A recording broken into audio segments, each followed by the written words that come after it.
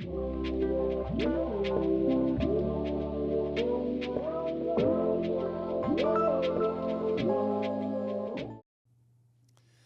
everyone, this is Rob McDougall with Zhang Financial here with a weekly economic update. Today is Tuesday, July 1st, 2025. So we missed doing the podcast yesterday. I apologize if you looked for it, but we'll get through it today. Take a look at last week's economic activity to see what happened in the market last week. Sneak preview, very strong equity and fixed income returns last week. And then look at the economic data that's coming out this week. So last week, economic data mixed, but I would say slightly positive. We had some very good economic data that came out, some a little sideways. We'll just start off existing home sales last week. Again, this just doesn't move the market, but that came in better than expected on Monday. Then the next day, slightly gave it back. New home sales came in less than expected. Expected 690,000, only came in at 623. Then the next day, durable goods orders on Thursday. This is an important metric, and it was an absolute blowout number. Just no other way to explain it. Now, durable goods ex transportation. That came in a little stronger than expected. Expected to be flat for May. It came in up 0.5%. But the durable goods orders headline number, that was expected to come in strong at a positive 8.5% in May. It was actually up 16.4%. So, very strong indicator. Wheels are not falling off on the economy. And the same day on Thursday, we had initial jobless claims, which definitely has had an upward bias over the last, let's say, 10 weeks. It was expected to come in at 245,000 and only came in at 236. So that was positive. Friday, inflation data, personal income, personal spending, Michigan consumer sentiment, huge day in terms of economic data. The market clearly liked it. So the core PCE number that came out month over month was expected to be only up 0.1% and came in 0.2%, but the headline number was exactly in line, 0.1%. Expectations were 0.1%, and when you take a look at the PCE indicator, headline number, trailing 12 months, pretty decent number, only 2.3% inflation. And again, this is a metric the Federal Reserve uses for policy settings, so that was very positive. Now, personal income was not. That was a surprise negative.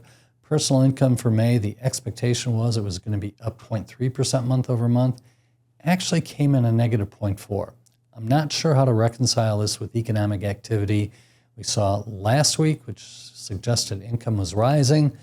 So we'll just review it again in June and see what happens. But it looks abnormal. It looks a bit strange.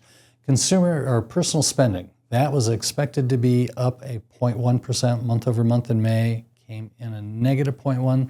That's possible. We can tell the economy certainly is decelerating from the levels we saw last year.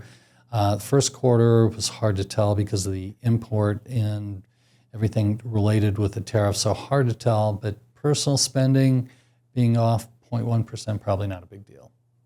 Lastly, the Michigan Consumer Sentiment Index for the month of June, that came in at 60.7, pretty much in line. Expectation was 60.5. So some of the other news last week, the Atlanta Federal Reserve in handicapping or estimating economic growth in the second quarter, they brought their number down. At one point, this was as high as 3.8% only 2 weeks ago. Now it is down to 2.9%, and we remind you that the first quarter, that was actually negative growth of negative 0.2% GDP growth because of tariff-related distortions. So again, we just suggest you add that to the second quarter, whatever it is. If it's 3% minus 2, we're probably running at, for the first half of this year, about a 1.3 to 1.5% GDP growth. Inflation expectation, that has hardly moved. Actually, it's very favorable. It's 2.29% is the expectation for the next 10 years, very solid. Fed funds in the futures market expecting no change for the July meeting. So 79% chance of the Fed not making any change. End of the year, odds continue to go up in terms of Fed rate cuts.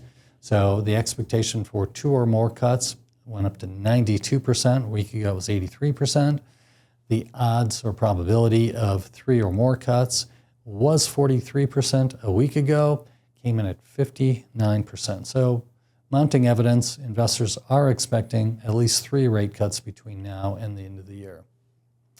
So with all that news, I preface by saying the markets were very strong last week. Indeed, they were. Just for the week, S&P 500 up nearly 3.5%, led by growth at up over 4.2%, led by large cap up 3.8%. The S&P 500 with that 3.5% better than international markets, but still very strong returns. MSCI developed markets ex-US up nearly 2.9%, emerging markets up 3.25%. So very strong week in equities last week, and at the same time, we had a rally in the bond market. Both the 10 and the 2-year down, the 2-year down 17 basis points, the 10-year down 10 basis points. So the Bloomberg U.S. Aggregate Bond Index was up nearly 70 basis points last week, and for the full year, up nearly 3.7%. Switching gears, economic activity that is coming out this week. Today would be the ISM manufacturing PMI number. The expectation is 48.8. I've said many times, demarcation, the cut for that is at the 50 level. At 50 level, we're neither expanding or contracting. Below 50 means contraction. So the manufacturing expectations for manufacturing is continued slight contraction. The number or consensus is 48.5. For the month of June, for the month of May, that came in at 48.5. We'll move ahead to Thursday, which is a big day, non-farm payrolls. This is the big one. So last 3 months have actually been definitely better than expected, better than feared. The expectation for non-farm payroll additions for the month of June is expectations are pretty low, 110,000. The actual number for May was 139,000. The unemployment rate is also, that is expected to move up just slightly. It was 4.2% in May, expected to move to 4.3%.